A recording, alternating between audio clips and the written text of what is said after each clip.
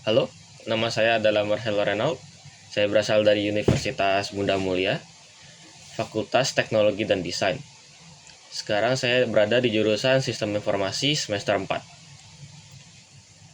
Apa yang paling kamu sukai dari inovasi teknologi atau budaya perusahaan Google? Mengapa menjadi Google Student Ambassador adalah cara terbaik bagimu untuk menyalurkan antusiasme itu di kampus? Untuk pertama, ketertarikan pada Google dan alasan jadi student ambassador.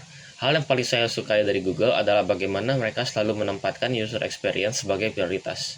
Produk-produk Google dibuat sederhana, mudah digunakan, tapi tetap powerful, sehingga bisa membantu banyak orang tanpa harus paham teknologi secara mendalam.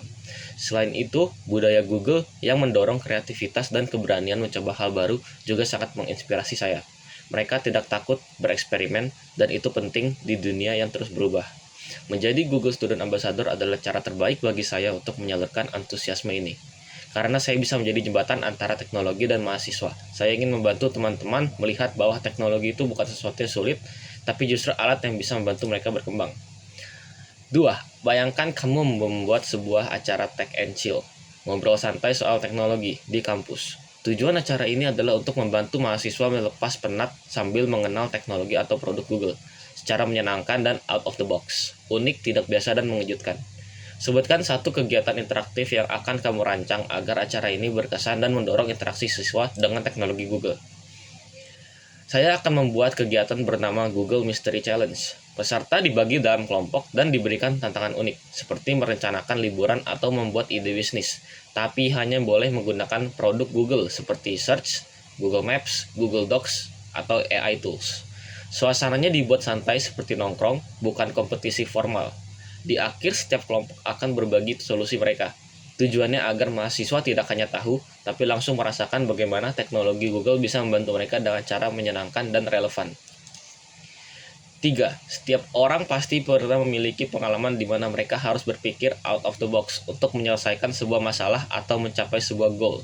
Ceritakan contoh masalah yang pernah kamu hadapi dan bagaimana kamu menyelesaikannya dengan cara kreatif atau tidak biasa, serta jelaskan proses berpikirmu saat itu. Saya pernah menghadapi error yang cukup kompleks saat mengerjakan proyek website berbasis PHP. Awalnya saya mencoba memperbaiki dari kode satu persatu, tapi tidak berhasil. Akhirnya saya mencoba pendekatan berbeda, yaitu memvisualisasikan alur sistem secara keseluruhan. Dari situ saya sadar masalahnya ada di struktur proyek, bukan di satu bagian saja. Saya kemudian merapikan ulang struktur dan logiknya, dan masalah pun terselesaikan.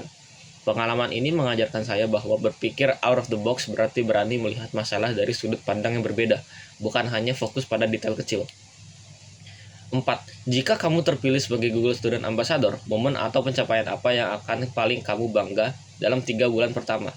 Apa dampak yang ingin kamu ciptakan di dalam hingga luar kampus melalui peran ini?